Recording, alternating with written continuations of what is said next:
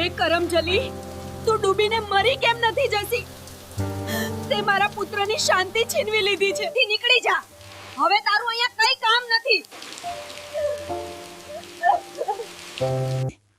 મિત્રો, આ વાર્તા બોટાદ ગામની છે, જ્યાં ગામને છેડે એક જૂનું ઘર હતું. આ વિનુ પટેલનું ઘર હતું. તે ગરીબ નહોતો, પણ અમીર પણ નહોતો. તેમને 2 દીકરીઓ હતી, મોટી દીકરી રાધા અને નાની દીકરી સુનીતા. રાધા બાળપણથી જ ખૂબ જ માસૂમ અને સંસ્કારી હતી. બંને બહેનો નાનપણથી સાથે મોટી થઈ હતી. તેઓ એક જ થાળીમાંથી ભોજન ખાતા અને સાથે સૂતા. પણ જેમ જેમ ઉંમર વધતી ગઈ, તેમ તેમ સુનીતાના મનમાં એક વિચિત્ર ઈર્ષ્યા ઉત્પન્ન થવા લાગી. વાસ્તવમાં ગામના લોકોએ પણ રાધાના વખાણ કરતા હતા. અરે જુઓ તો, રાધા કેટલી સીધી છે, એકદમ દેવી જેવી, શાંત અને દયાળુ. હા, આજકાલ આવી છોકરીઓ ક્યાં મળે છે? આવી વહુ મળે તો ઘર સ્વર્ગ બની જાય. આ વાતો સુનીતાના કાનમાં ઝેરની જેમ પડવા લાગી. હું સુંદર, સ્માર્ટ છું. પેલી પાસે ન તો સારો દેખાવ છે કે ન તો બુદ્ધિ. તેમ છતાં બધા તેના વખાણ કરતા રહે છે. રાધા આ બધું જાણતી હતી, પણ તે ચૂપ રહી, કારણ કે તે વિચારતી હતી કે સુનીતા મારી નાની બહેન છે. સમય સાથે તે સમજુ થઈ જ જશે. એક દિવસ વિનુ પટેલે બંને દીકરીઓને બોલાવીને કહ્યું, દીકરા, હવે તમારા બંનેના લગ્ન કરવાનો સમય આવી ગયો છે. રાધાએ માથું નમાવ્યું, પણ સુનીતાની આંખો ચમકી. પહેલા રાધા માટે રાઘવનો પ્રસ્તાવ આવ્યો. રાઘવ ગરીબ હતો અને ખેતરોમાં કામ કરતો હતો, પરંતુ તે નિયતથી સાફ અને સારા દિલનો વ્યક્તિ હતો. જ્યારે સુનીતાએ સાંભળ્યું કે રાઘવ ગરીબ છે અને ખેતરોમાં કામ કરે છે, ત્યારે તે હસીને બોલી, વાહ, મોટી બહેનને એક ખેડૂત મળ્યો છે. હવે તમારું જીવન આનંદમાં પસાર થશે. એમ પણ તેને મજૂરી કરવાનું ગમે છે. સુનીતાની વાત પર રાધા કંઈ બોલી નહીં, પણ વિનુ પટેલે કહ્યું, હા, તે ગરીબ છે તો શું, પરંતુ મહેનતુ અને પ્રામાણિક હોવાની સાથે તે દયાળુ પણ છે, અને રાધા તેની સાથે ખૂબ ખુશ થશે. બાબુજી, તમે મારા માટે યોગ્ય વિચાર્યું છે. થોડા દિવસો પછી નિખિલનો સંબંધ સુનીતા માટે આવ્યો, જે એક મોટો બિઝનેસમેન હતો. સુંદર બંગલો, નોકર ચાકર, બધું જ તેની પાસે હતું. આ સાંભળીને સુનીતાનું ઘમંડ વધુ વધી ગયું. તેણીએ કહ્યું, જુઓ બાબુજી, ભાગ્ય પણ સમજે છે કે કોણ શું લાયક છે. વિનુ પટેલે સુનીતાની વાતનો જવાબ ન આપ્યો, કારણ કે તેઓ તેમની રગરગથી વાકેફ હતા. થઈ ગયા. રાધા પરણી ગઈ અને તેની સાથે રાઘવના ઘરે આવી. રાઘવનું ઘર નાનું હતું. ત્યાં એક નળિયાવાળી છત, તૂટેલું રસોડું અને બોરીઓમાં રાખેલા કેટલાક અનાજ હતા. રાઘવે કહ્યું, રાધા, મારી પાસે બહુ નથી, પણ હું કોશિશ કરીશ કે તને ક્યારેય કોઈ વસ્તુની કમી ન રહે. રાઘવ, મારે કંઈ જોઈતું નથી. બસ તમારો સાથ જ મારા માટે પૂરતો છે. બીજી તરફ સુનીતા જ્યારે તેના સાસરે પહોંચી તો આટલું આલીશાન ઘર અને ચમકતી કાર જોઈને તે આશ્ચર્યચકિત થઈ ગઈ. વાહ, આટલી બધી સંપત્તિ અને ખ્યાતિ! હવે આ બધું મારું છે. મારે તો મજા જ છે. હવે રાધા મારી સાથે નજર પણ નહીં મેળવી શકે. આ રીતે સંપત્તિ અને કીર્તિના નશાએ સુનીતાનું અભિમાન બમણું કરી નાખ્યું હતું. તેણે નોકરાણીને બોલાવી. અરે ગંગુ, તે મારા રૂમને બરાબર સાફ કેમ નથી કર્યો? પણ મેં સવારે જ સારી રીતે સાફ કરી નાખ્યું તું, નાની માલકીન. તો શું હું ખોટું બોલું છું? નોકરાણી છો, નોકરાણીની જેમ રહેવાનું. ચાલ જલ્દી રૂમ સાફ કર. અને હા, એક નોકરને મારા માટે નાળિયેર પાણી લાવવા કહો. હા નાની માલકીન, હું હમણાં જ કહી દઉં છું. એ જ રીતે દિવસો અને મહિનાઓ વીતતા ગયા અને તીજનો તહેવાર આવ્યો. તે બંને બહેનો માતાના ઘરે આવી હતી. રાધાએ સાદી સાડી પહેરી હતી અને સુનીતાએ સિલ્કનો લહેંગો પહેર્યો હતો. તેના હાથમાં રંગબેરંગી બંગડીઓ અને ગળામાં સોનાનો હાર હતો. ગામની કેટલીક મહિલાઓ તીજ ઉજવવા આવી હતી. પછી સુનીતાએ તેની બહેનની મજાક ઉડાવી અને કહ્યું, કહો રાધા, શું ચાલી રહ્યું છે? રાઘવ જીજુ ખાવાનું પણ આપે છે કે નહીં? ઓહ, હું તો ભૂલી ગઈ. તેની પાસે તો પોતાને ખાવા માટે કંઈ નથી. તે તને શું ખવડાવશે? સુનીતાની કડવી વાત સાંભળીને રાધાનું દિલ તૂટી ગયું. પણ સુનીતા બહેનને અપમાનિત કરીને ખૂબ જ આનંદ માણી રહી હતી. પરોઢિયે બંને બહેનો પોતપોતાના સાસરે પાછી ફરી. દિવસો પસાર થઈ રહ્યા હતા, પણ રાધાનું જીવન સરળ ન હતું. તે સવારે સૂર્યોદય પહેલાં જાગી જતી, ચૂલો સળગાવી દેતી, ભોજન રાંધતી અને પછી પતિ રાઘવ સાથે ખેતરમાં જતી. તે ત્યાં આખો દિવસ મહેનત કરતી. સાંજ સુધીમાં રાધા થાકી જતી, પરંતુ તેણે ક્યારેય ફરિયાદ નથી કરી. એક દિવસ રાઘવે તેને પૂછ્યું, રાધા, તું મારાથી નારાજ છે કારણ કે હું તમને તે આરામદાયક જીવન આપવા સક્ષમ નથી જેના વિશે તમે વિચાર્યું હશે? રાધાએ કહ્યું, ના ના ના, તમે આમ કેમ કહો છો? મને તમારા જેવો પ્રેમાળ પતિ મળ્યો છે, મારે બીજું શું જોઈએ? જ્યારે આપણે બંને સાથે હઈશું ત્યારે આ મુશ્કેલ સમય પણ પસાર થશે. રાઘવે કહ્યું, ઠીક છે, મને આજનું ભોજન બનાવવા દો, તમે બેસો અને આરામ કરો. રાધાએ કહ્યું, ના ના, હું બનાવીશ. તમે શું કામ બનાવશો? શા માટે? હું કેમ ના બનાવી શકું? આજે હું મારા હાથે ખોરાક બનાવીશ અને મારી પ્રિય પત્નીને ખવડાવીશ. તમે બસ બેસો અને આરામ કરો. આ રીતે રાઘવે ચૂલો સળગાવ્યો, ભોજન તૈયાર કર્યું અને પછી પોતાના હાથે રાધાને ભોજન ખવડાવ્યું. જ્યાં એક તરફ રાઘવ તેની પત્ની રાધાને ખૂબ જ પ્રેમ કરતો હતો, તો બીજી તરફ સુનીતા તમામ સુખ સુવિધાઓનો આનંદ માણી રહી હતી.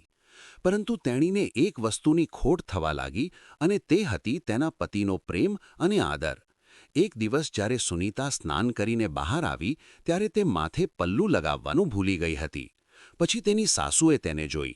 એણે સુનીતાને ઠપકો આપતા કહ્યું, અરે, ઘરમાં વહુ કેવી રીતે રહે છે તું તારી માના ઘરેથી કંઈ શીખી નથી? અરે, તું હવે છોકરી નથી, આ ઘરની વહુ બની છે. ઓછામાં ઓછું મર્યાદાનું ધ્યાન રાખો. સુનીતાએ હળવેકથી કહ્યું, માં, મારાથી ભૂલ થઈ, હવેથી હું કાળજી રાખીશ. કમલાએ તેને ઠપકો આપતા કહ્યું, અરે, તું શું ધ્યાન રાખીશ? ખબર નહીં કે તેઓએ શું જોઈને તારા જેવી મૂર્ખ છોકરી સાથે મારા ફૂલ જેવા પુત્રને લગ્ન કરાવ્યા. સુનીતાનું તેની સાસુની વાત સાંભળીને દિલ તૂટી ગયો. તેને જોઈતી લક્ઝરી મળી, પણ બદલામાં તેનો પ્રેમ અને આદર છીનવાઈ ગયો. શરૂઆતમાં સુનીતાનું જીવન રાણીથી ઓછું ન હતું. મોંઘી સાડીઓ, ઘરેણાં, નોકર. પરંતુ ધીમે ધીમે તેને અહેસાસ થવા લાગ્યો કે આ બધી વસ્તુઓ તેના પતિના પ્રેમ વિના અધૂરી છે. નિખિલ આખો દિવસ દુકાને જ રહેતો, સાંજે થાકીને ઘરે આવતો અને જમ્યા પછી સીધો સૂઈ જતો. તેનાથી નિરાશ થઈને એક દિવસ સુનીતાએ કહ્યું, તમે મારા માટે સમય કેમ નથી કાઢતા? સુનીતાની વાત સાંભળીને નિખિલે કડક સ્વરમાં જવાબ આપ્યો, સ્ત્રી છો, સ્ત્રીની જેમ રહો. સવાલ જવાબ નહીં પૂછો. તમને વૈભવી આરામ મળી રહ્યો છે એ જ તમારા માટે પૂરતું છે. સુનીતા, જેને પોતાની સુંદરતા પર ગર્વ હતો, નિખિલની વાત સાંભળીને તેનું અભિમાન ચકનાચૂર થઈ ગયું. થોડા દિવસો આમ જ વીતી ગયા અને એક દિવસ ખબર પડી કે નિખિલનો મોટો ઓર્ડર કેન્સલ થઈ ગયો છે અને ધંધામાં મોટું નુકસાન થયું છે. નિખિલે માતાને કહ્યું કે દુકાનમાં ઘણું નુકસાન છે. અમને જે મોટો ઓર્ડર મળ્યો હતો તે હવે અચાનક ક્લાયન્ટ દ્વારા ના પાડી દેવામાં આવ્યો છે. અમે લોન લીધી હતી અને તેના પર મોટા પ્રમાણમાં રોકાણ કર્યું હતું. હવે અમે ઊંડે દેવામાં ડૂબી ગયા છીએ. કમલાએ પ્રોત્સાહન આપ્યું, દીકરા, ચિંતા ન કર. ટૂંક સમયમાં બધું સારું થઈ જશે. વ્યાપારમાં તો ઉતાર ચઢાવ આવતા હોય છે. પણ જેમ જેમ દિવસો વીતતા ગયા તેમ તેમ નિખિલની દુકાન પર દેવું વધવા લાગ્યું. જ્યારે લોકોએ સમયસર ઉધાર પરત ન કરી તો નિખિલના પૈસા ફસાઈ ગયા. હવે કમલાનો સ્વર પણ બદલાઈ ગયો. વહુ, હવે તારો મેકઅપ ઓછો કર. ઘરની પરિસ્થિતિ સમજો અને મને આ દાગીના આપો. જરૂર પડે ત્યારે ઉપયોગી થશે. આ રીતે સુનીતાએ પોતાના તમામ દાગીના ઉતારીને સાસુને આપ્યા. સુનીતા, જે રાણીની જેમ જીવતી હતી, હવે તેની હાલત અચાનક નોકરાણી જેવી થઈ ગઈ. બીજી તરફ રાઘવે એક મોટો નિર્ણય લીધો. તેણે કહ્યું, રાધા, હવે આપણે ફક્ત પાક પર નિર્ભર નથી રહી શકીએ. હવે આપણે પણ કંઈક બીજું કરવું પડશે. રાધાએ પણ રાઘવને પ્રોત્સાહિત કરતા કહ્યું, હા, તને જે યોગ્ય લાગે છે, હું તારા દરેક નિર્ણયમાં તારી સાથે છું. રાઘવ બોલ્યો, તો ઠીક છે રાધા, હું શહેરમાં ભાડે એક નાની દુકાન લઈશ અને ખેતરમાં તાજા ફળો અને શાકભાજી ઉગાડીશું અને ત્યાં વેચીશું. આનાથી આપણને માર્કેટ કરતાં અનેક ગણો વધુ નફો મળશે. રાધાએ હસતા હસતા કહ્યું, આ બહુ સારું છે જી, ચિંતા કરશો નહીં, હું તમારી સાથે છું. આપણે સખત મહેનત કરીશું. આ રીતે બંને સાથે મળીને શાકભાજી ઉગાડવાનું શરૂ કર્યું અને રાઘવ તેને યાર્ડમાં વેચવાને બદલે રાઘવ તેને શહેરના બજારમાં લઈ જઈને વેચવા લાગ્યો. એક સાંજે રાઘવ શાકભાજી વેચીને ઘરે પાછો આવ્યો ત્યારે તેણે બૂમ પાડી, અરે રાધા, જરા બહાર તો આવ. રાઘવનો અવાજ સાંભળીને રાધા ઘરની બહાર આવી ત્યારે તેણે રાઘવના હાથમાં બેગ લટકતી જોઈ. તેણે પૂછ્યું, શું વાત છે? આજે તમે ખૂબ ખુશ દેખાઈ રહ્યા છો. રાઘવ હસીને બોલ્યો, અરે રાધા, ખુશીની વાત છે. શું તમે જાણો છો કે આજે મેં 10,000ની કિંમતની શાકભાજી વેચી છે? રાધાએ કહ્યું, આ ખૂબ જ ખુશીની વાત છે. જો આપણે આમ જ ચાલતા રહીશું તો જલ્દી જ અમીર બની જઈશું. હા રાધા, પણ આ બધું તારા કારણે જ થયું છે. જો તમે મારી સાથે ન હોત તો કદાચ હું આ ક્યારેય કરી શક્યો ન હોત. રાધાએ કહ્યું, આ પણ કંઈક કહેવા જેવું છે. હું તમારી પત્ની છું અને તમારા દરેક નિર્ણયમાં તમારી સાથે છું. ઠીક છે, આ બધું છોડી દો. પહેલાં મને કહો કે તમારા હાથમાં શું છે? રાઘવ બોલ્યો, પહેલાં અંદર જઈએ પછી કહીશ. બંને ઘરની અંદર આવ્યા. રાઘવ બંને બેગ રાધાને આપે છે અને કહે છે, રાધા, મારા તરફથી તારા માટે આ પહેલી ભેટ છે. રાધાએ બેગ ખોલીને જોયું તો એમાં 2 ખૂબ જ સુંદર સાડીઓ હતી. રાધાએ પૂછ્યું, શું આ મારા માટે છે? રાઘવે કહ્યું, ના, પાડોશી માટે છે. આ સાંભળીને રાધાના ચહેરા પર થોડો ગુસ્સો આવ્યો. ઠીક છે, તો જાઓ અને તેને આપી દો અને મારી સાથે વાત કરશો નહીં. રાઘવે હસતા હસતા કહ્યું, અરે રાધા, હું મજાક કરું છું. આ બધું ફક્ત તારા માટે જ છે. શું આ આંખો તારા સિવાય બીજા કોઈને જોઈ શકે છે? આ સાંભળીને રાધા પણ હસી પડી. આ રીતે ધીમે ધીમે રાઘવ સારી રીતે કમાવા લાગ્યો. રાધાએ પૈસાનો હિસાબ રાખવાનું શરૂ કર્યું. તેણે એક રૂપિયો બચાવવાનું શરૂ કર્યું. હજુ પણ ગરીબી હતી, પણ હવે કોઈ વસ્તુની કમી ન હતી, કારણ કે હવે તેની કમાણી તેમની જરૂરિયાતોથી વધુ થવા લાગી હતી. થોડા દિવસો પછી તેની માતાની સાલગીરા હતી, ત્યારે બંને બહેન તેના માયકે આવી હતી. આ વખતે બંને સાદી સાડી પહેરીને આવ્યા હતા. વિનુ પટેલે પૂછ્યું, તમે બંને કેમ છો? સુનીતા તરત જ બોલી, હું તો એકદમ સાજી છું પિતાજી. ભલા મને શું થાય? પણ રાધાનું ખબર નથી. આખો દિવસ મજૂરી કરીને કામ કર્યા પછી તેની હાલત ખરાબ હશે. રાધાએ હસતા હસતા કહ્યું, નાના નાની બહેન, હવે એવું કંઈ નથી. રાઘવે નવો ધંધો શરૂ કર્યો છે અને ભગવાનની કૃપાથી બધું બરાબર ચાલી રહ્યું છે. ટૂંક સમયમાં અમે નવું ઘર પણ ખરીદવા જઈ રહ્યા છીએ.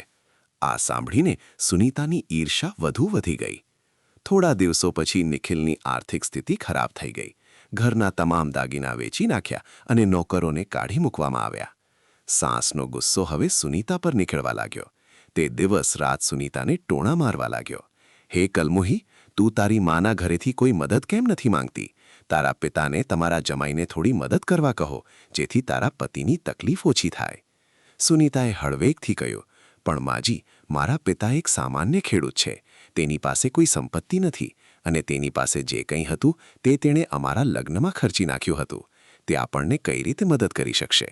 સાસુએ કહ્યું, નિખિલને તારી સાથે પરણાવીને અમે મોટી ભૂલ કરી છે.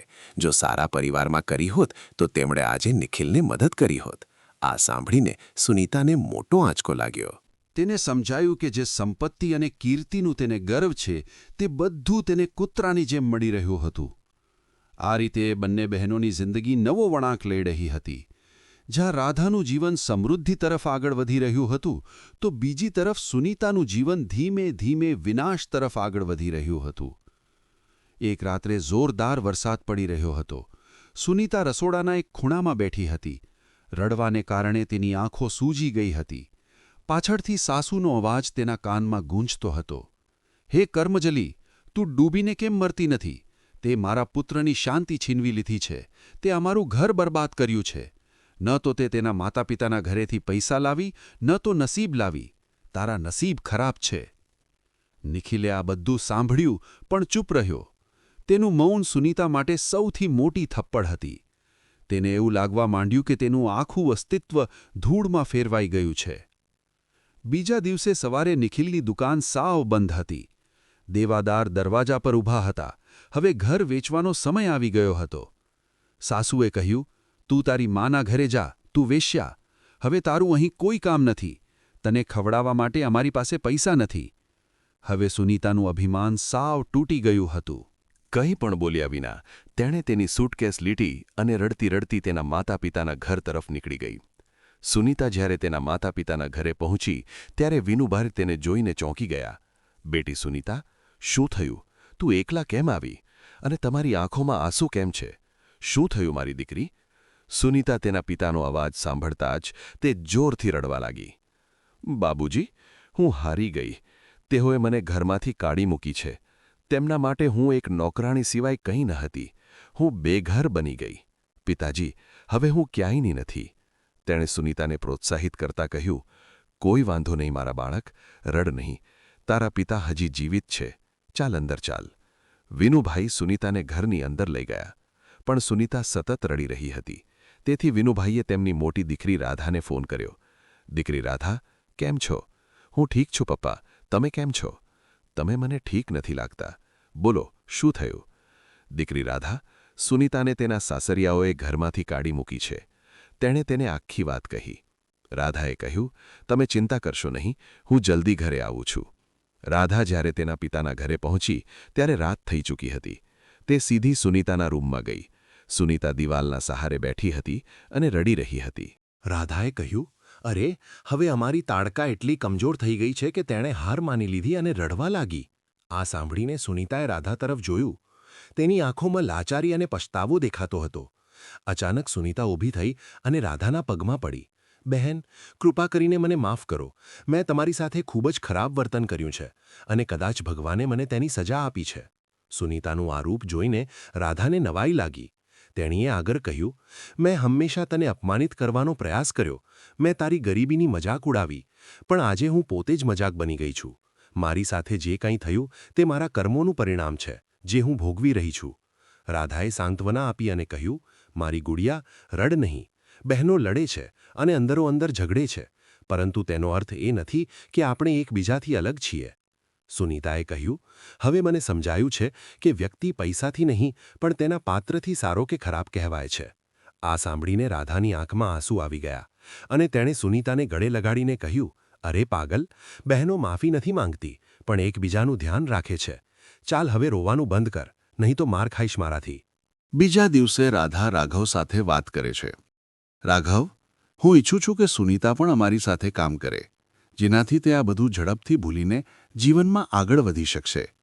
રાઘવે કશું પૂછ્યા વગર કહ્યું, ઠીક છે રાધા, તું ઈચ્છે તેમ કરી શકે છે. છેવટે સુનીતા તમારી બહેન છે તો તે મારી પણ બહેન છે. આ રીતે સુનીતાએ રાઘવ અને રાધા સાથે ખૂબ જ મહેનત કરવાનું શરૂ કર્યું. સવારે વહેલા ઉઠીને ખેતરમાં જઈને શાકભાજીને પાણી પીવડાવવું, શાકભાજી તોડીને રાઘવ સાથે શહેરમાં દુકાને શાકભાજી વેચવા જવું. સુનીતાના હાથ છોલાઈ ગયા, તેને કમરમાં દુખાવો થવા લાગ્યો અને એક દિવસ સુનીતાએ વ્યથામાં રડતા રડતા કહ્યું, રાધા, આ બધું કરવું મારા હાથની વાત નથી, મારાથી નહીં થાય. હું તારી જેમ મજબૂત નથી. રાધાએ તેને સમજાવતા કહ્યું, સુનીતા, હિંમત ના હાર. હું પણ શીખી ગઈ હતી. તું પણ જલ્દી શીખી જઈશ અને જોજે, એક દિવસ સફળતા ચોક્કસ તારા પગ ચૂમશે. દિવસો આમ જ નીતવા લાગ્યા. સુનીતા રાઘવ અને રાધા સાથે કામ કરીને થોડા પૈસા ભેગા કરે છે અને પોતાની એક રેસ્ટોરન્ટ ખોલવાનું નક્કી કરે છે. રાઘવ અને રાધાએ સુનીતાને ટેકો આપ્યો અને પછી થોડા દિવસો પછી સુનીતા અને રાધાએ સાથે મળીને ભાગીદારીમાં શહેરમાં એક રેસ્ટોરન્ટ ખોલી. રેસ્ટોરન્ટ ખૂબ જ સારું ચાલી રહ્યું હતું અને ટૂંક સમયમાં જ સુનીતા અને રાધાના નામ સ્ટાર્ટઅપ આઇકોન ગર્લ્સ તરીકે ફેમસ થઈ ગયા. તે દરમિયાન નિખિલ વિનુભાઈ પટેલના ઘરે આવ્યો હતો. તેણે નમસ્કાર કરીને પૂછ્યું કે સુનીતા ક્યાં છે? તેણે ગુસ્સામાં કહ્યું, હવે તારે સુનીતા સાથે શું કામ છે? તે તેને જે દર્દ આપ્યું છે, શું તે પર્યાપ્ત નથી કે તું ફરીથી અપમાન કરવા આવ્યો છે? નિખિલે ઉદાસ સ્વરમાં કહ્યું, એવું ના બોલો પિતાજી.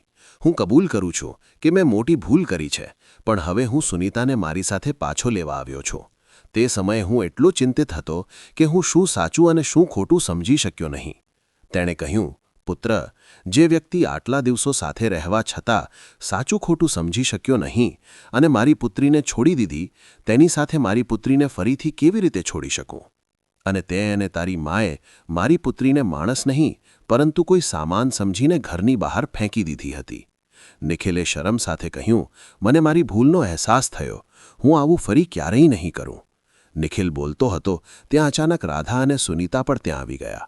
રાધાએ તેને પૂછ્યું, નિખિલ, તું અહીં શું કરે છે? તેણે કહ્યું, હું સુનીતાને મારી સાથે પાછી લઈ જવા માગું છું. રાધાએ તેની સામે જોયું અને કહ્યું, આટલું કર્યા પછી પણ તને સંતોષ ન થયો કે તું ફરી પાછો આવ્યો? નિખિલે તેને ઠપકો આપ્યો અને કહ્યું, રાધા, તું વચ્ચે ના આવ. હું સુનીતા સાથે વાત કરું છું. અમારી વચ્ચે ન આવો. નિખિલની વાત સાંભળીને સુનીતાએ કડકાઈથી કહ્યું, નિખિલ, નમ્રતાથી વાત કર. તમે મારી મોટી બહેન સાથે વાત કરો છો. અને તું મને કહે તને આજે અચાનક મારી યાદ કેવી રીતે આવી? તેણે કહ્યું, સુનીતા, મને મારી ભૂલ સમજાઈ ગઈ છે, તેથી હું તને મારી સાથે પાછો લેવા આવ્યો છું. સુનીતાએ તેની આંખોમાં જોઈને કહ્યું, નિખિલ, હું તને સારી રીતે ઓળખું છું. આજે મને ધન અને પ્રસિદ્ધિ મળી છે, તો હવે તને મારી યાદ આવી ગઈ છે. તું માત્ર લોભી વ્યક્તિ છે. નિખિલે તેને ઠપકો આપતા કહ્યું, તારી મર્યાદામાં રહે સુનીતા. આવું કહીને તું મારું અપમાન કરી રહ્યો છે. નિખિલ, જેને કોઈ પણ માન હોય તેનું અપમાન થાય છે. તમારા જેવા લોકોને કોઈ માન નથી. તો હવે તું અહીંથી જતો રહે, નહીંતર અમારે તને ધક્કો મારીને બહાર કાઢવો પડશે. નિખિલે જતી વખતે કહ્યું, હું તમને બધાને જોઈ લઈશ. સુનીતાએ કહ્યું, હા હા, જોઈ લેજે, હવે અહીંથી જા. આ રીતે નિખિલ ગુસ્સે થઈને ત્યાંથી ચાલ્યો ગયો.